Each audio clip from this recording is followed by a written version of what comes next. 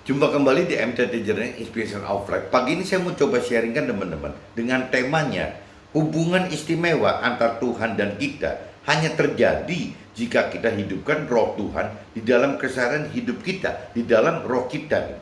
Nah, ini dari basic, dari dasar kitab 2 Korintus pasal 5 ayat 1 sampai 10, nanti disambung dengan kitab 2 Korintus pasal 5 ayat 11 sampai 21.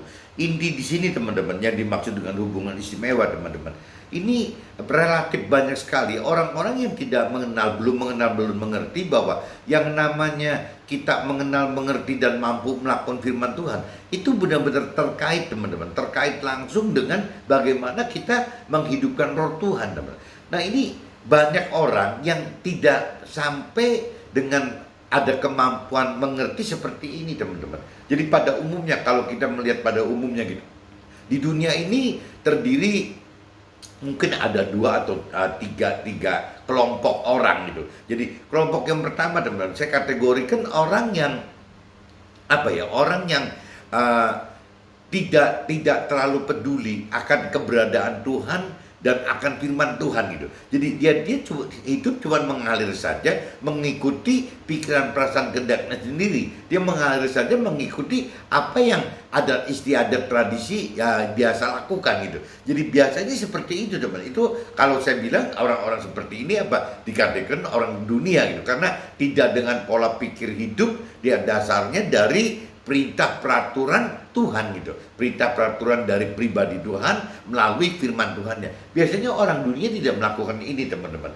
Nah, kelompok kedua teman-teman, kelompok orang yang beragama tapi tidak terlalu mengenal dan mengerti akan firman Tuhan, tidak terlalu mengenal dan mengerti akan pribadi Tuhan. Nah, ini saya sebut kategorinya apakah bukan orang dunia teman-teman, karena mereka sudah beragama gitu. Nah, berarti apakah saya kategorikan orang-orang seperti ini, yaitu adalah orang yang berkeyakinan. Berarti kesimpulannya orang berkeyakinan adalah orang yang sudah beragama, bahkan secara simbolis, secara formalitas gitu, sudah menerima Tuhan dan firman Tuhan. Tapi dalam praktek kenyataannya teman-teman, ya untuk membaca firman pun tidak gitu. Ya, jadi kebanyakan orang-orang yang berkeyakinan ini merasa sudah mengenal dan mengerti itu dari ya kata orang gitu, ya kata teman-teman rohaninya, mungkin bisa dikatakan kata-kata mentor rohaninya, atau dari mungkin rohaniawan, ya sebatas itu aja teman. Tapi diri pribadi, individu tidak pernah membaca firman Tuhan. Bagaimana untuk mendalami firman Tuhan, bagaimana untuk lebih mendalami firman-firman Tuhan dan pribadi Tuhan Allahnya gitu. Bagaimana belajar mengerti gitu akan firman Tuhan Allah, bagaimana untuk mampu mengerti firman Allah dari pikiran perasaan kehendaknya Allah gitu, dari Tuhan Allah, dan juga bagaimana melakukan firman Tuhan Allah. Dan ini hal-hal yang tidak bisa segampang seperti orang yang keyakinan dengan percaya diri bahwa dia sudah mengenal, mengerti dan melakukan firman Tuhan, padahal dalam prakteknya tidak gitu. Nah, yang kelompok ketiga teman, orang yang sudah benar-benar dalam kategori mengenal, mengerti dan melakukan firman Tuhan. Tapi firman Tuhan ingatkan di sini di kelompok ketiga teman. Kadang-kadang ada orang yang merasa bahwa dengan mengenal firman Tuhan Allah, dengan membaca belasan kali, puluhan kali firman Tuhan Allah, lepas mengerti atau tidak mengerti apa yang Tuhan perintah peraturkan, pikirkan, perasakan dalam firman tersebut gitu, ya tanpa mempertimbangkan itu, ya dianggapnya sudah mengenal teman. Nah, Tuhan katakan apabila kita mengenal firman Tuhan tapi tidak mengerti dan tidak melakukan firman Tuhan, itu juga percuma teman. Berarti ya tidak melakukan firman Tuhan, kategorinya seperti itu. Nah, ada juga yang orang yang sudah mau mencari Tuhan, pribadi Tuhan maupun firman Tuhan, sudah mengenali firman Tuhan, lebih dalam menggali firman Tuhan, tapi hanya mengerti dari pikiran perasaan kehendak sendiri teman, bukan dari pengertiannya yang Tuhan mau gitu, yang Tuhan rancang dan kehendaki, yang ini yang menyebabkan akhirnya pengertiannya bisa berubah. Firmannya sama tapi pengertiannya jadi robah. Di dalam Nasrani, apabila firman itu diartikan dari pikiran perasaan kehendak manusia, disebutnya logos. Kalau bicara firman yang sama dimengerti dari pikiran perasaan kehendak Tuhan, disebutnya rema. Nah, ini kalau kita tidak menghidupkan roh Tuhan di dalam kita, dalam kehidupan seharian kita, dihidupkan roh Tuhan di dalam kita, akhirnya kita tidak mampu mengerti pikiran perasaan kehendak Tuhan terhadap firman tersebut teman-teman. Jadi kita karena lebih dalam mau mengenal, menggali terus menerus pengenalan dengan Tuhan, akhirnya Tuhan bukakan bahwa untuk bisa mampu mengerti, ya tidak hanya mengerti biasa saja dari pikiran perasaan kita sendiri, tapi kalau ingin mampu mengerti firman dari pikiran perasaan dan Tuhan, tidak ada cara lain, harus menghidupkan roh Tuhan itu. Roh Tuhan yang sudah Tuhan berikan kepada semua kita semua gitu. Nah itu kita hidupkan benar. Roh Tuhan itu ya harus kita sadari bahwa ya kita harus ketahui juga, harus mengerti juga bahwa manusia itu terdiri dari tubuh, jiwa, roh. Jadi kalau sampai kita mengerti bahwa ada roh Tuhan di dalam kita dan Tuhan sudah menghidupkan roh Tuhan di dalam kita, ya satu-satunya ya roh Tuhan itu ada di tempat roh kita. Jadi kalau kita tidak melakukan hidup dengan 3 unsur tadi, tubuh, jiwa, roh, hanya melakukan hidup dengan tubuh, jiwa, kadang-kadang yang dilakukan orang-orang dunia dan orang keyakinan ini cuma begitu teman-teman, yang kaitannya dengan tubuh dan jiwa saja. Nah, kalau kita cuma bicara manusia itu hanya hidup dari tubuh dan jiwa saja, yang dikhawatirkan teman-teman, kita itu tidak beda dengan hewan atau binatang atau unggas, nggak ada beda begitunya. Jadi ada tubuhnya, ada jiwanya, dalam arti kata pikiran, perasaan, kehendak gitu, itu ada, tapi rohnya nggak ada teman-teman. Dan justru manusia itu diciptakan Tuhan itu satu-satunya makhluk yang diberi roh itu ya cuma manusia. Nah ini kalau kita tidak mengenal, tidak mengerti bahwa di dalam manusia itu ada 3 unsur, bukan 2 unsur, ini yang konyol teman-teman. Akhirnya bagaimana kita bisa membina hubungan yang istimewa dengan Tuhan, bagaimana kita bisa lebih dalam mengenal firman Tuhan, lebih mampu mengerti firman Tuhan dari pikiran, perasaan, kehendak Tuhan, bagaimana mampu untuk berani melakukan firman Tuhan yang dianggap tidak wajar dan bodoh itu gitu. Ya kita semua itu dasarnya harus ada roh Tuhannya teman-teman. Jadi kuncinya itu kita hidup apabila ingin memiliki hubungan istimewa dengan Tuhan, ya tidak ada cara lain teman-teman. Kita harus mengenal firman Tuhan dan kita harus menghidupkan roh Tuhan gitu. Banyak orang yang untuk hidup di dalam firman Tuhan saja sudah tidak teman-teman. Padahal orang yang hidup sudah mengenal, mengerti akan firman pun, kalau tidak menghidupkan roh Tuhan juga tidak akan mampu mengerti firman dari pikiran, perasaan, kehendak Tuhan dari rema tadi itu, dan tidak mungkin mampu melakukan firman Tuhan gitu. Ya secara all out melakukan firman itu nggak mungkin teman. Jadi saya kembalikan lagi di sini, ya perjuangan kita itu masih panjang sekali teman-teman. Dari pengalaman saya selama 20 tahun lebih ini gitu. Ini baru 20 tahun loh teman-teman. Ya ada orang yang mempelajari Tuhan itu. Nabi Musa itu yang mempelajari firman Tuhan mati-matian itu 40 tahun loh teman-teman. Nah kalau kita bicara umur manusia dalam kitab perjanjian baru itu umurnya rata-rata 70-80 tahun. Nah Nabi Musa mempelajari firman Tuhan, ya merubah Nabi Musa, kalau istilah di rohani itu metamorfosa, dari ulat menjadi kepompong dan kupu-kupu gitu. Ini merubah pola pikir, pola kerja gitu ya, dari mulai ulat menjadi kupu-kupu ini nggak mudah teman-teman. Jadi kalau diumpamakan kupu-kupu itu ada proses menjadi kepompong teman. Jadi kalau kita melihat seperti Nabi Musa gitu, kalau saya pelajari, kalau Nabi Musa kita bisa pelajari karena sudah tahu dari ceritanya ya, bahwa dia itu dari mulai lahir sampai dewasa, adanya dewasa fisik ya, adanya di istana Firaun gitu sebagai pangeran. Setelah 41 ke sampai 80-an, dia itu ada di padang rumput, sedang diproses untuk belajar bagaimana mempelajari, memperdalam ya akan pikiran, perasaan, kehendak Tuhan itu teman-teman gitu. Nah yang setelah 81 sampai 123-an, 120-an, 123 tahunan itu ya dia belajar bagaimana menjadi alat Tuhan dalam mengajarkan, memberitakan kebenaran firman Tuhan tadi teman-teman. Jadi Nabi Musa itu diproses berubah dari menjadi pangeran di istana ya, untuk nanti dipakai sebagai alat Tuhan di padang gurun. Itu prosesnya aja makan waktu 40 tahun teman. Di mana 40 tahun itu berarti waktu si Musa sebagai orang dunia lagi efektifnya gitu. Kalau di negara barat kan selalu ada istilah kan life begin at 40 gitu. Berarti kan Musa itu mestinya kan pada kehidupan umur 40-an awal gitu. Ya mestinya kalau orang bule itu malah lagi matang-matangnya. Tapi kalau Nabi Musa itu tidak, lagi belajar bagaimana untuk bisa berubah dari Musa sebagai manusia yang lama menjadi Musa yang baru yang seperti Tuhan rancang dan kehendaki itu. Itu jadi akhirnya disebutnya Nabi Musa mengalami proses perubahan metamorfosa dari Musa yang lama menjadi Musa yang baru dengan cara digodok di padang gurun gitu ya selama ya 40 tahun tadi.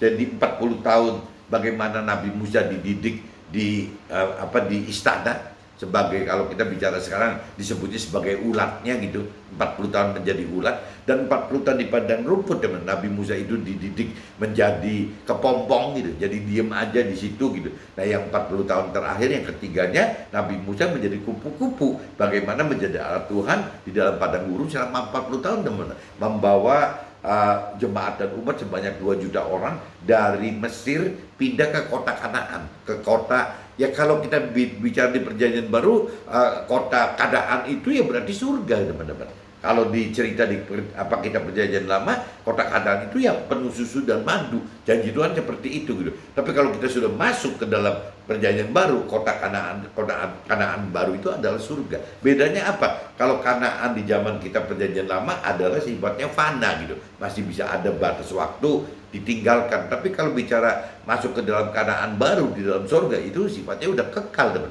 Karena sepanjang kita hidup dan tidak akan ada akhirnya teman-teman. Nah ini yang Tuhan inginkan, bagaimana sekarang ini kita bukan masuk ke dalam Kanaan yang lama, tapi kita masuk dalam Kanaan baru. Nah untuk bisa kita tertarik gitu untuk bisa masuk ke keadaan yang baru, ya Tuhan berikan dispensasi gitu ya untuk bisa mengenal, mengerti dan mengalami kalau perlu gitu ya Kanaan yang lama itu. Kanaan lama itu ya bagaimana duniawi itu teman-teman. Tapi begitu kita sudah mengenal, mengerti akan arti duniawi gitu ya Tuhan pengen kita berubah untuk bisa lebih mengerti dan lebih melakukan apa yang diperintahkan, bukan terhadap duniawi, tapi terhadap rohani, terhadap kehidupan akhirat yang kekal gitu.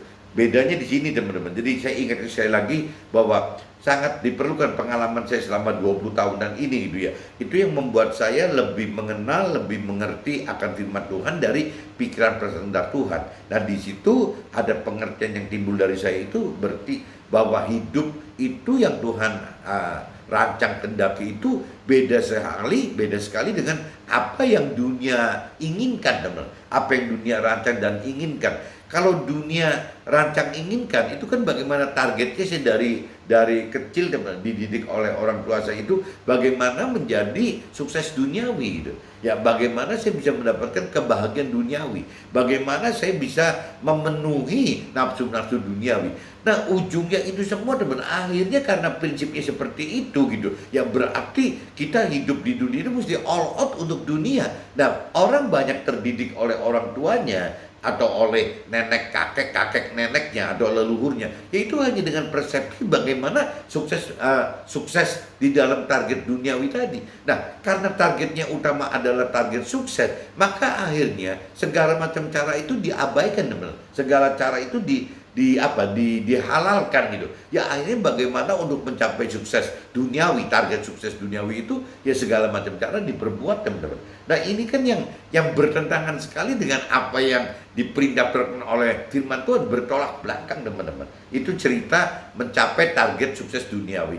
Begitupun juga target bahagia duniawi teman-teman. Orang-orang duniawi atau orang berkeyakinan yang tadi saya katakan, itu bisa katakan bahwa yang urusan target sukses duniawi itu dihalalkan, segala macam dihalalkan. Nah begitu pun juga soal kebahagiaan duniawi teman-teman, apapun juga boleh diperbuat, yang penting bisa bahagia, meskipun bahagianya sifatnya semu gitu. Nah contohnya ya itu tadi, yang bagaimana bisa bermabok-mabokan gitu, minuman keras, bisa juga bermabok-mabokan karena ngisep candu gitu, candu yang ikut ganja gitu. Nah bisa juga karena minuman keras teman-teman gitu ya, jadi sehingga mabok. Bisa juga ya segala macam teman-teman, ya hiburan dunia malam gitu yang akhirnya mabok. mabuk segala macam di dunia malam itu. Nah ini kan yang sifatnya semu semua. Tapi dunia dan orang berkeyakinan anggap itu adalah kebaikan teman. Jadi dilakukan oleh mereka gitu. Nah begitupun juga bagaimana untuk membuktikan bahwa saya sukses duniawi, ya saya juga bahagia duniawi. Nah ini butuh pelampiasan. Nah pelampiasan itu biasanya berupa hal-hal duniawi yang bisa dianggap jadi keangkuhan, kesombongan, jadi kayak pamer teman, bahwa saya ini bahagia loh karena ya ini buktinya begini, saya itu sukses loh ya buktinya dengan seperti ini. Jadi selalu kita kejebak teman, orang-orang duniawi itu akan terjebak ke dalam yang tadi tiga tadi, target sukses duniawi, ya target bahagia duniawi, dan target bagaimana memenuhi kebutuhan nafsu duniawi. Itu cerita orang-orang duniawi. Nah kebenaran teman-teman, prinsip duniawi yang seperti ini, prinsip orang dunia dan orang berkeyakinan seperti ini persis sama dengan teman, dengan rancangan dan kehendak si iblis. Iblis juga pengen seperti itu gitu. Ya bagaimana caranya ya untuk supaya orang bisa menginginkan tiga target dunia dan orang berkeyakinan tadi, akhirnya orang terjebak teman-teman, bahwa dianggapnya bahwa target yang utama hidup itu adalah duniawi. Nah ini iblis pengen seperti ini. Kalau manusia orang dunia dan berkeyakinan bisa banyak yang menganut prinsip ini gitu, ya bagaimana saya sukses, bahagia dan memenuhi nafsu duniawi ini gitu, ya akhirnya masuk ke dalam perangkap iblis teman. Ya ujung-ujung daripada melakukan tiga hal ini adalah ya tidak melakukan firman Tuhan gitu. Nah waktu rumusnya tidak melakukan firman Tuhan, berarti akan masuk ke dalam neraka. Kenapa? Karena berdosa. Ya hidup dengan meleset, hidup dengan tidak masuk ke dalam sesuai perintah peraturan firman Tuhan. Nah ini yang akhirnya kita masuk jadi berdosa. Nah akhirnya orang berdosa ini besar peluangnya untuk tergelincir masuk ke dalam kebinasaan yang kekal di dalam neraka teman. Jadi bedanya yang iblis rencanakan dunia dan orang keyakinan rencanakan dan hendak itu ya seperti itu teman. Beda sekali dengan firman Tuhan katakan. Kalau firman Tuhan diringkas gitu teman, menjadi 3 poin seperti halnya tadi target duniawi, tapi ini bicara target yang kekal, target rohani, target dari Tuhan, target yang Tuhan perintahkan dalam firman-Nya gitu. Itu kebalik sekali teman-teman. Yang namanya bagaimana target sukses duniawi itu secara Tuhan diganti. Ya, bagaimana target untuk mendapatkan keselamatan kekal. Bukan target sukses duniawi, tapi bagaimana mendapatkan target keselamatan yang kekal. Yang kedua, bagaimana mencari kebahagiaan duniawi dalam hal duniawinya, tapi dalam hal rohani, dalam hal Tuhan, bukan hal-hal kebahagiaan, tapi bagaimana mendapatkan damai sejahtera teman-teman. Ya untuk bisa sampai masuk ke dalam alam akhirat tadi. Nah yang ketiganya itu bagaimana bukan meributkan nampang gitu, sok-sokan, pamer ya atau sombong-sombongan hal-hal duniawi, tapi Tuhan malah lebih mentargetkan bagaimana kita bisa masuk, meninggalkan duniawi, masuk ke dalam surga teman. Jadi simpel, berbeda sekali teman apa yang Tuhan rancangkan dengan apa yang iblis rancangkan. Di mana iblis rancang dan kendaki itu malah lebih sesuai dengan apa yang diinginkan dunia dan orang berkeyakinan. Nah makanya kalau cerita di duniawi, orang-orang duniawi itu, orang-orang berkeyakinan itu ya akur-akur aja tuh gitu dengan iblis, dengan setan, karena memang sama prinsipnya, itu sama tuh. Bahkan memperolok-olok, memperbodoh, bahkan menganggap tidak wajar apabila orang melakukan firman Tuhan. Dianggapnya gitu teman. Nah waktu si orang-orang yang mengenal, mengerti dan ingin melakukan firman Tuhan dianggap ketidakwajaran dan kebodohan, akhirnya kita maksa melakukan itu, dicemooh oleh orang dunia dan orang-orang yang berkeyakinan tadi. Nah waktu yang mencemooh itu relatif, bisa dari masyarakat luas, bisa dari komunitas gitu, bisa dari keluarga besar, bisa dari keluarga kecil, bahkan bisa juga dari keluarga kita sendiri teman-teman. Jadi kalau saya sebagai suami ya bisa dicemooh oleh istri saya, oleh anak saya, oleh orang tua saya, oleh mertua saya gitu, bisa seperti itu teman. Bahkan oleh mantu saya mungkin gitu. Nah bisa nyambung lagi ke F2 yang mungkin bisa ke besan saya, yang bisa merembet ke keluarga kecil saya, keluarga besar saya bisa seperti itu teman-teman. Nah ini yang mesti kita sadari, bahwa untuk melakukan firman Tuhan itu ya kita pasti menghadapi penderitaan. Tidak beda dengan Nabi Isa sebagai sulung kita waktu hidup di dunia ini juga ngalami seperti itu teman. Karena dianggapnya aneh gitu, nggak wajar, dianggapnya bodoh gitu. Ya kenapa kok masih hidup di dunia, kok masih mau-maunya melakukan apa yang diperintahkan oleh firman Tuhan yang untuk hidup di dalam akhirat nanti. Nah, sedangkan prinsip-prinsipnya rohani dan duniawi beda teman. Apa yang akan terjadi dipanen, dituai di dalam kehidupan akhirat nanti, kehidupan kekal nanti. Justru bagaimana kita mesti menaburnya dari sekarang teman, menabur dari dunia sekarang. Nah ini yang ditolak oleh manusia dunia dan orang berkeyakinan. Masa sih untuk kepentingan akhirat mesti dari sekarang melakukannya? Bukannya sekarang itu kan masih tinggal di dunia, berarti mesti melakukan hal-hal yang bersifat duniawi, jangan yang bersifat akhirat gitu. Sedangkan rumusnya Tuhan, rumusnya firman Tuhan, apabila kita ingin menuai hasil di akhirat nanti gitu, bakal akhirat, justru bagaimana kita harus mencari, menanam, menabur gitu. Ya dari sini teman-teman, ya bagaimana kita menaburkan benih-benih untuk bisa mendapatkan keselamatan yang kekal, kedamaian sejahtera yang kekal gitu. Kita harus bisa menabur, ya segala macam, bisa menanam benih itu gitu, merawat benih itu, ya harus seperti itu teman-teman. Tapi orang dunia dan orang berkeyakinan tidak suka, karena dianggapnya itu kan hal-hal nanti, bukan tabu gitu bagi orang dunia dan orang keyakinan. Membicarakan hal rohani, membicarakan hal firman Tuhan itu tabu, karena dianggapnya itu untuk nanti, yang bukan di dunia sekarang tapi di akhirat nanti gitu. Meskipun orang dunia dan orang keyakinan tidak tahu bahwa apabila kita tidak melakukannya dari sekarang gitu, ya otomatis ya kategorinya ya tidak melakukan firman Tuhan teman-teman. Ya lepas itu gara-gara salah pengertian atau apa, tapi kita melakukan firman Tuhan karena parameter kita bisa masuk ke dalam surga, mendapatkan keselamatan kekal dan sejahtera di akhirat itu, masuk dalam itu ya mau nggak mau harus melakukan firman Tuhan dari sejak sekarang teman-teman. Nah untuk bisa kita di dunia ini melakukan firman Tuhan, ya otomatis berarti di dunia ini juga, bukan di akhirat. Di dunia ini juga kita mesti belajar bagaimana, yaitu mau mencari firman Tuhan, mau mencari Tuhan secara pribadinya, mau mengenal Tuhan pribadi dan firman Tuhannya, mau mengerti ya firman Tuhannya gitu, mau melakukan firman Tuhan, ya semua dari sekarang ini teman-teman. Kalau dari sekarang ini kita bisa lakukan itu adalah bekal untuk kita masuk ke dalam akhirat nanti. Ya dari bekal-bekal ini akan dilihat oleh penghakiman di sana, di surga itu gitu. Ya oh ini oke, masuk surga, oh ini nggak bisa masuk neraka. Nah itu data-data penghakiman itu adanya di hidupnya kita selama di dunia ini teman. Nah ini kadang-kadang tidak terlalu dimengerti oleh orang-orang dunia dan berkeyakinan. Jadi selalu mereka tenang-tenang saja sampai tidak pernah mikir apa sih dari hari ke hari yang diperbuat gitu. Yang saya rasakan teman-teman, saya sudah dari tahun 2007, dari 2000 saya mencari Tuhan. 2007 secara formalitas simbolis saya terima Tuhan Allah dan firman-Nya. Saya mulai baca firman Tuhan Allah dari tahun 2007 dan berjalan terus sampai tahun 2022 ini teman-teman. Berarti kan sudah berjalan sekitar 15 tahunan gitu.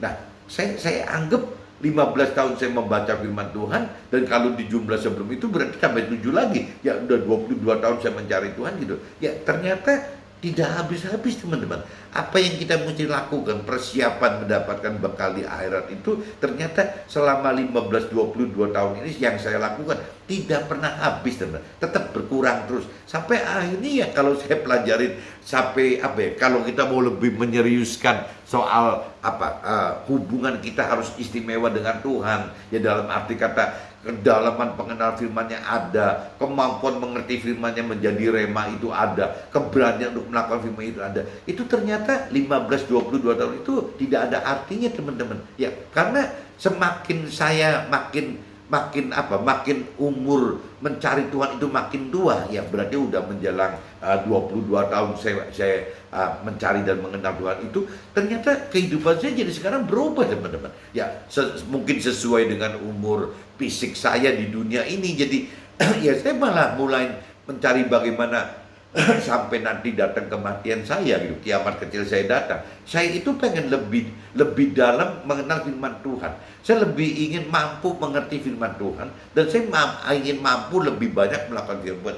Nah, ujung-ujungnya apa teman? Perubahan hidup teman. Saya mulai lebih banyak meninggalkan duniawi kepada generasi penerus saya, dan saya mulai masuk ke urusan lebih rohani. Dan buktinya apa ya? Bukti dari jam hidup aja gitu. Jam hidupnya jadi berubah. Waktu saya sebelum 40, jam hidupnya itu seolah-olah ya bangun jam 9, jam 10 pagi gitu. Ya ngantor, ya nanti jam 7, 8 malam itu harus nemenin entertain tamu teman-teman. Ya sampai subuh, sampai jam 2, jam 3 lagi gitu. Yaitu kerjaannya seperti itu. Tapi dengan perubahan apa yang tadi dibilang dari ulat menjadi kupu-kupu itu, ya sekian 20 tahun ini membuat saya berubah. Kalau Nabi Musa kan lebih lama teman, 40 tahun gitu masa transisinya gitu, masa perubahannya. Kalau saya kurang lebih 20 tahun.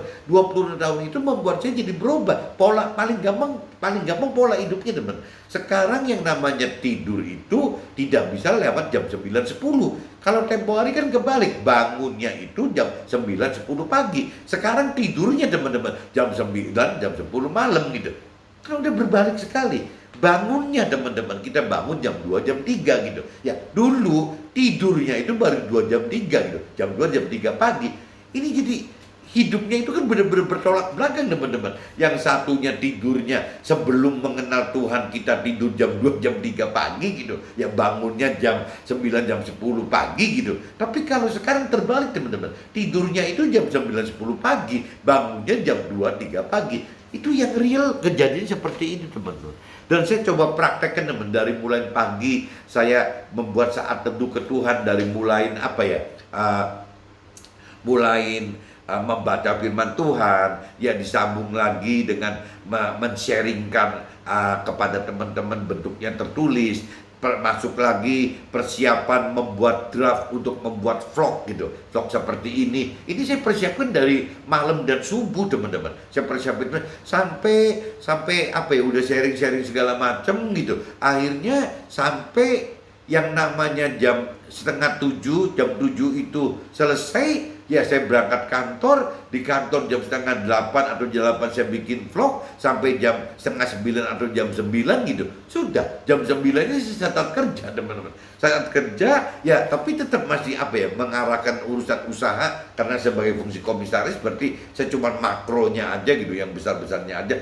Tiap hari teman-teman bergantian, ya cuma 1-2 jam aja. Setelah itu saya masuk teman-teman, masuk ke dalam bagaimana kalau di Nasrani itu kan nyanyian itu kan pujian penyembahan. Jadi akhirnya teman-teman saya membuatkan lagu-lagu ciptaan mereka sendiri gitu. Itu teman-teman saya itu banyak yang orang Muslim teman-teman, bukan orang Nasrani gitu. Jadi saya membuat lagu-lagu rohani gitu, religi yang bukan orang Nasrani teman-teman, tapi universal. Nah saya coba bawakan itu teman. Jadi mereka yang bantu mengarang itu, nah saya yang membawakannya itu dari bisa jam 10 sampai jam 12 sampai jam 1 itu habis teman-teman, untuk bisa bikin tiap hari bikin 2 lagu original loh teman-teman. Saya pikir kalau tidak ada roh Tuhan tidak mungkin bisa gitu. Jadi ini yang terjadi seperti itu. Ya nanti jam 1, jam 2 itu saya lihat kalau ada ibu gitu, ada mama saya ke kantor, biasanya makan bareng teman-teman. Ya selesai makan bareng jam 1, jam 2, jam 3 gitu. Selesai sudah. Ya saya istirahat, saya balik ke rumah. Nah saya preparation untuk jam 5 saya olahraga teman-teman. Saya olahraga sampai jam 6, sampai jam setengah 7 gitu. Nah udah, terus istirahat lagi jam 8, jam 9 sudah mulai jam apa waktu istirahat itu jam 7-an lah ya. Ya berarti saya sudah mulai mendengarkan khotbah lagi teman, untuk persiapan besok paginya lagi. Nah saya mandi jam 7, jam 8 saya selesai mandi, jam 9 pun saya tidur gitu. Jadi memang benar-benar berubah total jam pola hidup saya itu berubah total gitu. Dan saya lakukan seperti ini pun masih berasa kurang terus teman-teman. Kok waktunya habis gitu. Jadi untuk melakukan yang lebih banyak, baik urusan duniawi pun rohani, itu udah nggak keburu teman. Udah habis lagi waktunya gitu. Ya ini yang saya alami seperti ini. Saya nggak ngerti, mungkin teman-teman apakah keluarga saya dan juga mengalami hal seperti ini atau tidak. Nah ini saya sebelum ngelantur kepanjangan, saya coba masuk ke dalam 2 Korintus dulu teman-teman. 2 Korintus pasal 5 ayat 1 sampai 10 dan 2 Korintus pasal 5 ayat 11 sampai 21 teman-teman. Karena kami tahu bahwa jika kemah tempat kediaman kita di bumi ini dibongkar, Allah telah menyediakan suatu tempat kediaman di sorga bagi kita, suatu tempat kediaman yang kekal yang tidak dibuat oleh tangan manusia. Selama kita di dalam kemah ini, kita mengeluh karena kita rindu mengenakan tempat kediaman sorgawi di atas tempat kediaman kita yang sekarang ini. Sebab dengan demikian kita berpakaian dan tidak kedapatan telanjang. Sebab selama masih diam di dalam kemah ini, kita mengeluh oleh beratnya tekanan. Karena kita mau mengenakan pakaian yang baru itu tanpa menanggalkan yang lama, supaya yang fana itu ditolong hidup. Ini kalau kita menyimak ayat keempatnya, teman-teman. Jadi kalau kita pengen berubah, ya kita mesti pakai pakaian yang baru yang sesuai dengan perintah perintah firman Tuhan hidup kitanya gitu. Ya kita nggak bisa pakai pakaian yang lama, maksudnya pola-pola hidup lama yang tidak mengenal tidak mengenal dan tidak berdasarkan firman Tuhan. Ya pasti akan nggak enak dan nggak bisa, teman-teman. Tetapi Allah lah yang justru membersihkan kita untuk hal itu dan mengaruniakan roh. Nah, karena Tuhan takut kita nggak mampu, akhirnya Tuhan persiapkan roh Tuhan, teman, bagi kita semua gitu. Kepada kita, mengaruniakan roh kepada kita sebagai jaminan segala sesuatu yang telah diselesaikan bagi kita. Nah ini teman-teman, kalau perlu di stabilo aja nih. Tetapi di 2 Korintus pasal 5 ayat 5. Tetapi Allah lah yang justru mempersiapkan kita untuk hal itu dan yang mengaruniakan roh kepada kita sebagai jaminan segala sesuatu yang telah disediakan bagi kita. Jadi roh Tuhan itu adalah jaminan untuk kita bisa tuai janji-janji Tuhan, teman-teman. Kalau tanpa roh Tuhan tidak bisa, menurut firman ini gitu. Kitab 2 Korintus pasal 5 ayat 5. Maka oleh karena itu hati kami senantiasa tambah, meskipun kami sadar bahwa selama kami mendiami tubuh ini, kami masih jauh dari Tuhan. Sebab hidup kami ini adalah hidup karena percaya, bukan karena melihat gitu. Nah ini firman Tuhan katakan seperti itu, teman-teman.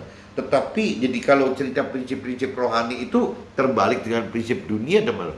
Kalau dunia itu kan bisa percaya kalau melihat, teman-teman. Kalau di prinsip rohani itu kebalik gitu. Ya bagaimana kalau kita percaya melihat baru percaya. Ya bagaimana kita bisa beriman, bisa berpengharapan atau bisa percaya kalau kita sudah melihat dan baru percaya. Justru yang secara rohani, bagaimana kita belajar percaya dengan atas apa-apa hal yang tidak terlihat, teman-teman. Bedanya prinsip rohani gitu. Bagaimana kita percaya terhadap hal yang belum terlihat. Nah ya contohnya paling gampang itu bagaimana kita bisa melakukan firman Tuhan tanpa mengenal janji tuaiannya dulu, teman-teman. Jadi menabur melakukan firman Tuhan, tapi kan belum menuai. Orang dunia tidak suka itu, teman-teman. Tetapi hati kami tabah dan terlebih suka kami beralih dari tubuh ini untuk menetap pada Tuhan.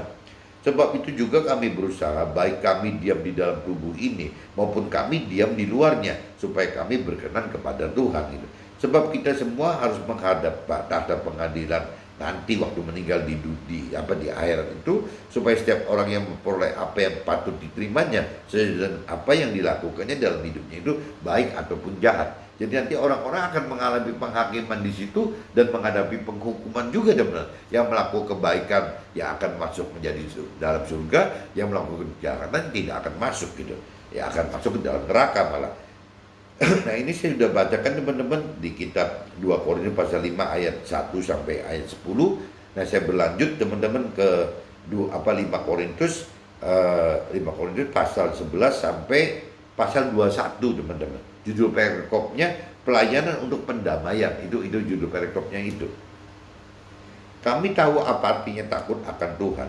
Karena itu kami berusaha meyakinkan orang. Bagi Allah hati kami nyata dengan terang, dan aku harap hati kami nyata juga demikian bagi pertimbangan kamu.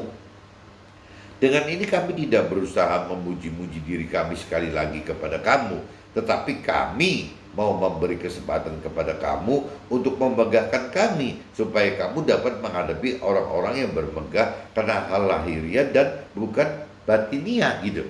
Jadi kalau cerita kita sebagai pelaku firman, sebagai pengajar firman, sebagai pemberita firman, itu kadang-kadang kita mesti mengajarkan keluarga dan teman kita itu seperti itu teman-teman. Jadi kita mesti bisa menunjukkan bahwa ya dunia misalnya bisa menganggap hal-hal seperti hebat, tapi di dalam kejadian Tuhan itu kan ada mujizat-mujizat yang memang malah bisa dibuktikan teman-teman, buktikan secara firman Tuhan dan bisa ada tertulisnya gitu, dan bisa dibuktikan juga kalau Tuhan mau, Tuhan kehendaki dalam bentuk mujizat langsung gitu.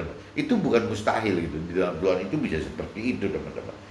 Sebab jika kami tidak menguasai diri, hal itu adalah dalam pelayanan Allah. Dan jika kami menguasai diri, hal itu adalah untuk kepentingan kamu.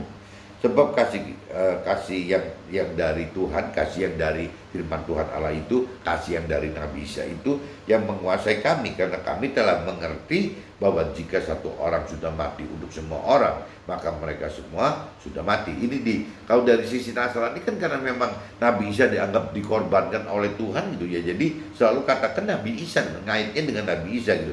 Jadi Nabi Isa itu sudah menebus dosa-dosa kita dengan mati, dengan wafat teman. Secara fisikly wafat gitu, karena butuh darah untuk bisa membebaskan dosa-dosa kita gitu. Dan Nabi Isa itu telah mati untuk semua orang supaya mereka yang hidup tidak lagi hidup untuk dirinya sendiri, tetapi untuk dia, untuk Nabi Isa maupun untuk firman Tuhan maupun untuk Tuhan Allah gitu, yang telah mati dan telah dibangkitkan untuk mereka. Sebab itu kami tidak lagi menilai seseorang juga menurut ukuran manusia. Dan jika kami pernah menilai Nabi Isa menurut ukuran manusia, sekarang ini kami tidak lagi menilainya demikian. Jadi siapa yang ada di dalam Nabi Isa atau dalam firman Tuhan, ya adalah ciptaan baru, yang lama sudah berlalu, sesungguhnya yang baru sudah datang. Jadi memang mesti ada perubahan teman-teman. Jadi dari manusia lama kita menjadi manusia baru kita gitu. Dan semuanya itu dari Allah yang dengan perantaraan Nabi Isa telah mendamaikan kita dengan dirinya, dan yang telah mempercayakan pelayanan pendamaian itu kepada kita. Sebab Allah mendamaikan dunia dengan dirinya oleh Nabi Isa dengan tidak memperhitungkan pelanggaran mereka. Ia telah mempercayakan berita pendamaian itu kepada kami. Jadi kami ini adalah utusan-utusan Nabi Isa atau utusan Tuhan Allah atau utusan firman Tuhan gitu ya. Seakan-akan Allah menasihati kamu, menasihati kami dengan pertanyaan kamu, dengan pertanyaan kita. Dalam nama Nabi Isa kami meminta kepadamu, berilah dirimu didamaikan dengan Allah. Dia yang tidak mengenal dosa telah dibuatnya menjadi dosa karena kita, supaya dalam dia kita dibenarkan oleh Allah. Jadi kalau dari sisi persepsi rohani, dari sisi Tuhan, dari sisi firman Tuhan, dari sisi Nasrani teman-teman, Nabi Isa itu diutus oleh Tuhan Allah untuk jadi korban untuk kita teman-teman. Bebaskan dosa-dosa kita, ya bagaimana bisa melahirkan firman, bagaimana bisa lebih menghidupkan roh Tuhan gitu. Ya Nabi Isa itu kurang lebih seperti itu. Tiga hal besar yang Nabi Isa lakukan itu menebus dosa kita, ya menyajikan firman bagi kita, dan mengadakan roh Tuhan yang dimohonkan kepada Tuhan Allah bagi kita gitu. Jadi tiga hal ini yang dilakukan oleh Nabi Isa gitu. Ini sih sudah bacakan semua teman-teman di kitab 2 Korintus pasal 5 ayat 1 sampai 10, dan saya sudah bacakan di kitab 2 Korintus pasal 5 ayat 11 sampai 21. Nah, sekarang saya coba masuk ke dalam draftnya saya teman-teman. 2 Korintus pasal 5 ayat 1 sampai 3. Dunia secara firman Tuhan adalah bukan rumah tinggal tetap kita. Jadi adalah hal yang wajar jika kita tidak merasa aman dan nyaman ya tinggal di dunia jika kita melakukan firman Tuhan dalam hidup kita. Perintah dan peraturan Tuhan adalah ketidakwajaran, bahkan kebodohan bagi orang duniawi. Jadi maksudnya teman-teman, ya dunia ini secara firman Tuhan adalah bukan rumah tinggal tetap kita. Kita mesti sadar itu teman-teman, bahwa yang namanya rumah tempat tinggal kita tetap itu adalah di akhirat, ya di surga gitu. bisa bahaya teman-teman. Masuk kalau tidak melakukan firman Tuhan, bisa tempat rumah kita berarti di akhirat yang kekal, yang tetap, tapi di dalam neraka. Jadi kan jangan sampai kita kejebak seperti itu teman-teman. Jadi dunia ini secara firman Tuhan adalah bukan rumah tinggal tetap kita. Jadi adalah hal yang wajar jika kita tidak merasa aman dan nyaman. Jadi karena itu bukan rumah kita, bagi rohani, bagi orang-orang yang ingin percaya Tuhan itu, dunia ini menjadi tempat yang tidak aman dan tidak nyaman gitu. Ya tinggal di dunia itu seperti itu. Karena jika kita melakukan firman Tuhan, apabila kita melakukan firman Tuhan, apabila kita mengenal, mengerti dan melakukan firman Tuhan, waktu kita melakukan firman itu dianggap tidak wajaran, dan waktu kita melakukan firman itu dianggap kebodohan itu. Nah ini yang disebut kita menjadi menderita itu teman. Karena memang jadi nggak enak sekali waktu kita melakukan firman Tuhan bertentangan dengan dunia dan orang berkeiman pada umumnya gitu. Nah, kitab 2 Korintus pasal 5 ayat 4. Sebab selama masih diam di dalam kemah ini, kita mengeluh oleh beratnya tekanan karena kita mau mengenakan pakaian yang baru itu tanpa menanggalkan yang lama, supaya yang fana itu ditelan oleh hidup gitu. Jadi butuh proses sebenarnya untuk berubah, bermetamorfosa seperti ulat menjadi kepompong dan menjadi kupu-kupu. Itu harus perubahan, itu harus dialami oleh kita untuk bisa kita berubah sebenarnya. Tanpa kita alami itu nggak bisa berubah. Kalau tadi cerita Musa itu saya impamakan, dibikin kategorinya begitu, waktu masuk ke dalam ujian cobaannya itu, yang Musa itu belajar itu selama 40 tahun di padang rumput. Bahkan teman-teman bisa bayangin di padang rumput itu kan nggak ada siapa-siapa, nggak ada apa-apa gitu. Jadi tiap hari ketemu cuma rumput gitu kan, pegunungan, rumput, domba atau kambing, sudah nggak ada yang lain teman. Nggak ada yang bisa diajak ngobrol, nggak bisa diajak pencerama, nggak ada apa-apa. Ya itu masih mending kita di dunia teman-teman. Ujian cobaan itu masih bisa dalam suasana masih banyak orang segala macam, meskipun memang hidup kita jadi kayak memisahkan diri teman-teman. Jadi waktu Tuhan mengadakan kekudusan, ya kita kayak terpencil gitu, kayak terkucil. Karena arti kudus sendiri memisahkan diri itu teman-teman. Jadi saya rasakan seperti itu. Jadi saya itu jadi sudah lebih mengucil dari masyarakat, lebih mengucil daripada komunitas saya, mengucilkan dari keluarga besar, dari keluarga kecil, dari keluarga saya. Seperti itu teman.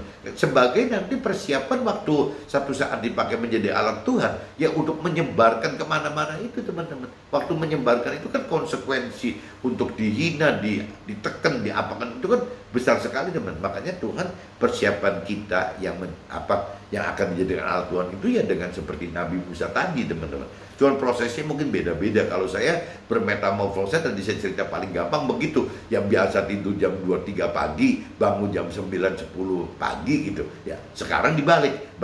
Tidurnya jam 9-10 malam, bangunnya jam 2-3 pagi. Ini kan sudah benar-benar 180 derajat berbalik teman-teman. Sama aja Musa, ya Musa 40 tahun pertama di kerajaan di Mesir gitu, ya 40 tahun kedua adanya di padang rumput. Ya bayangin coba teman-teman, apa bisa hidup kalau teman-teman di fungsinya Nabi Musa. Saya juga belum bisa hidup teman-teman. Ya susah sekali gitu. Kitab 2 Korintus pasal 5 ayat 5-10. Proses perubahan adalah proses melakukan firman Tuhan dengan diawali ya kemauan untuk mencari Tuhan dan firman Tuhan, serta belajar mampu mengerti dan melakukan firman. Nah, di mana Tuhan berikan Roh Tuhan sebagai kuasa untuk kita menjadi mampu. Jadi Tuhan tahu gitu bahwa kalau kita tidak didampingi oleh Roh Tuhan, nggak mungkin ya kita bisa mengenal, untuk mampu mengerti, untuk mampu melakukan firman Tuhan, itu nggak mungkin. Makanya Tuhan udah persiapkan setiap dari kita ini mendapat Roh Tuhan masing-masing teman, untuk bisa yang mengenali, untuk mengerti, untuk melakukan firman Tuhan gitu. Jadi kuncinya barang Tuhan itu dua teman, firman Tuhan dan Roh Tuhan gitu. Jangan sampai persepsi orang dunia, orang keyakinan itu ya dianggapnya dengan firman aja cukup. Tidak cukup teman, firman Tuhan dan Roh Tuhan gitu. 2 Korintus pasal 5 ayat 11-16. Proses perubahan dari manusia lama menjadi manusia baru butuh takut akan Tuhan. Jadi kalau kita mau berubah dari lama menjadi baru, itu butuh takut akan Tuhan. Dalam pengertian Tuhan telah tebus kita semua dosa kita, ya, dan juga korbankan kematian Nabi Isa itu. Tuhan sampai mengorbankan Nabi Isa itu sehingga kita dianggap sudah mati dan harus hidup ya baru dengan melakukan firman Tuhan. Jadi kalau dari persepsinya Tuhan, dari persepsi rohani, dari persepsi firman Tuhan itu, kita ini harusnya sudah mati teman-teman.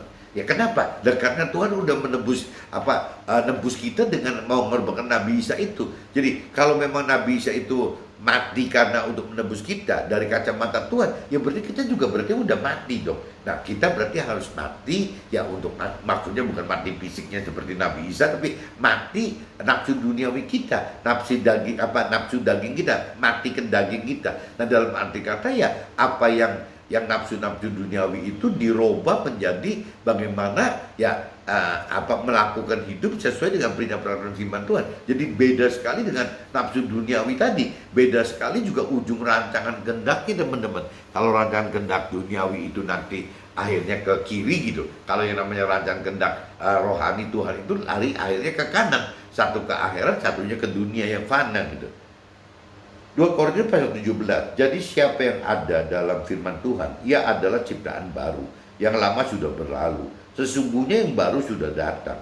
Butuh perubahan pola hidup dan cara pikir saat kita akan melakukan perintah dan peraturan firman Tuhan. Nah, tadi saya udah utamakan di dalam kehidupan Musa dari kerajaan menjadi padang rumput, menggambarkan domba kambing. Kalau saya mengalami ya itu jam tidurnya terbalik habis teman-teman. Yang activity jam bangun jam 9-10 pagi, tidur jam 2-3 subuh, itu kan teman-teman bisa bayangin, berarti kan ada hal-hal yang dunia malamnya gitu. Tapi begitu hidupnya terbalik, bangunnya jam 2-3 subuh, tidurnya jam 9-10 malam, nah dunia malamnya hilang teman-teman. Jadi adanya cuma dunia sore gitu. Yang maksimal tidurnya cuma jam 9-10 gitu. Berarti kan dunia malamnya tidak ada. Paling sekali-kali teman-teman kalau ada acara keluarga atau keperluan keluarga, ya biasanya ngamblas gitu. Ya itu kan sekali-kali. Tapi kalau bicara secara umumnya ya jam tidur saya, jam hidup saya berubah total teman. Ya begitu pun juga apa yang dialami oleh Nabi Musa, ya yang dari kerajaan menjadi di padang rumput gitu, itu kan berbeda banget. 40 tahun loh teman-teman, itu bukan hal yang mudah gitu. 2 Korintus pasal 5 ayat 18-20. Tuhan mendamaikan dunia dengan perintah dan peraturan agar kita mengenal dan mengerti serta lakukan firman Tuhan, di mana Tuhan sudah tebus dosa yang akan merintangi dan sudah hidupkan roh Tuhan, di mana hidupkan roh Tuhan. Butuh hubungan istimewa antara roh Tuhan dengan roh kita teman-teman. Nah ini yang hari ini kita mau sharingkan lebih detail itu kan bagaimana kita membuat hubungan istimewa ya antara kita dengan Tuhan. Nah tidak bisa tidak teman-teman, Tuhan itu adalah firman. Ya firman Tuhan Allah itu adalah Tuhan. Itu nomor 1 teman-teman. Kedua, kita ini adalah tubuh, jiwa, dan roh. Ya, sedangkan Tuhan itu adalah roh. Sehingga Tuhan menaruh roh Tuhan di dalam roh kita. Nah berarti kan kalau kita mengacu ke situ, berarti kan kita butuh firman dan kita butuh roh Tuhan teman-teman. Nah banyak orang-orang yang di orang dunia atau orang keyakinan, bahkan orang yang memang sudah mau mencari Tuhan, mau mencari firman Tuhan, sudah mampu mengerti firman Tuhan, lebih mampu mengerti firman Tuhan, sudah melakukan firman Tuhan. Kalau sampai kedalaman pengenalan pengertian belum sampai ke sini teman-teman, bahwa kunci akhir dengan hubungan istimewa dengan Tuhan itu harus melalui 2 hal gitu ya. Harus menghidupkan roh firman Tuhan gitu. Ya harus hidup di dalam firman Tuhan ya, dan juga harus hidup bersama roh Tuhan teman-teman. Kalau kita hidup dengan firman Tuhan, kan kaitannya kan kita dengan kitab suci teman-teman, dengan firman-firman Tuhannya gitu ada. Tapi kalau kita katakan kita dengan roh Tuhan teman-teman, kan beda. Kalau kita dengan firman Tuhan sih ada wujud firman Tuhannya. Nah kalau kita dengan roh Tuhan gitu, wujudnya apa gitu? Kan tidak ada bentuk-bentuk secara tertulis atau apanya, kan nggak ada. Nah itu bagi hubungan relationship, hubungan antara roh kita dengan roh Tuhan. Itu loh teman, bedanya gitu. Jadi untuk bisa kita memiliki hubungan istimewa dengan Tuhan itu 2, yang bagaimana kita bisa berhubungan tentang firman-Nya, karena Tuhan Allah adalah firman, firman adalah Tuhan Allah. Berarti kita harus punya hubungan dengan firman. Tapi kan masih bisa kebaca teman-teman, masih bisa dibaca, masih bisa direnungi, masih bisa dibawa dalam doa gitu. Itu kan bentuknya firman. Nah tapi satunya Tuhan ingetin, harus selain menghidupkan firman Tuhan juga harus menghidupkan roh Tuhan. Nah roh Tuhan itu kan tidak punya dasar apa-apa yang dipegang teman-teman. Satu-satunya dasar firman itu ada nggak ada apabila kita merasa ya bahwa di dalam roh kita itu ada roh Tuhan. Nah, bagaimana untuk menyatakan bahwa di dalam roh kita itu ada roh Tuhan? beneran loh. Ya, satu-satunya cuma menghidupkan roh Tuhan. Tidak ada cara lain teman-teman. Tidak bisa membaca, tidak bisa dibawa dalam doa, tidak bisa di-sharingkan. Karena nggak ada wujudnya. Dan satu-satunya jalan kalau kita mau menghidupkan roh Tuhan itu ya bagaimana dalam keseharian kita menghidupkan roh Tuhan di dalam roh kita tadi teman-teman. Nah, untuk bisa membantu, mengajarkan atau memberitakan bahwa roh Tuhan itu ada, ya lewat kesaksian-kesaksian teman-teman. Lewat yang saya inginkan itu, bagaimana saya ingin membuatkan satu activity persahabatan apa sih, jadi kalau yang saya pernah obrolkan kan full gospel gitu ya, untuk bicara persahabatan urusan rohani teman-teman, persahabatan seperti itu. Jadi relationship persahabatan ya dengan urusan ya rohani ini. Jadi bagaimana persahabatan dengan teman-teman gitu ya, persahabatan dengan teman yang terkait dengan rohani. Satu-satunya itu mungkin lebih efektif apabila kita sebagai orang di marketplace di sekuler, dunia sekuler itu menjadi mengajarkan firman Tuhan itu bentuknya memberitakan kesaksian itu teman-teman. Jadi membuktikan kesaksian itu adalah bagaimana caranya menghidupkan roh Tuhan di dalam roh kita manusia ini teman-teman. Beda dengan mengajarkan firman. Jadi kalau mentor rohani dan rohaniawan mungkin lebih cenderung itu bagaimana mengajarkan sesama itu dalam bentuk teori rohani, teologi itu. Tapi kalau kita di marketplace atau di dunia sekuler, kita lebih banyak mengajarkan itu lewat memberitakan kesaksian firman Tuhan, dalam arti kata menghidupkan unsur rohnya tadi teman-teman. Jadi kalau bicara di mentor rohani dan rohaniawan bisa saja ya bisa lebih lari ke lebih majority ke jiwa dan tubuh teman-teman, mengajar ke situ. Tapi kalau kita bicara dari marketplace atau dunia sekuler, kita lebih mengajarkan dari sisi ya bagaimana menghidupkan roh saja gitu. Jadi beda teman, beda, satu firman Tuhan, satunya roh Tuhan. Mudah-mudahan teman-teman bisa tangkap maksud saya. Jadi yang disebut hubungan istimewa antar tubuh kita hanya terjadi jika kita hidupkan roh Tuhan di dalam keseharian hidup kita. Oke teman-teman, see you, bye bye.